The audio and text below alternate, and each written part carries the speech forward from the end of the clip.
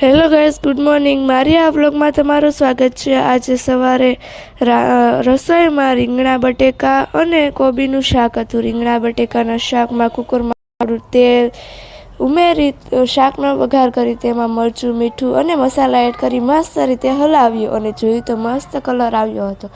પછી તેમાં પાણી એડ કરી રસો કર્યો અને બાજુમાં રસો કેવો મસ્ત હતો. અને બાજુમાં પણ રાઈનો વઘાર કરી શાક વઘાર્યું. તેમાં પણ મસ્ત રીતે બધા મસાલા એડ કરી મીઠું એડ કરી હલાવ્યું, મસ્ત રીતે કર્યું અને પછી રોટલી બનાવવા માટે મસ્ત રીતે લોટ બાંધ્યો અને પછી શાક રેડી હતું.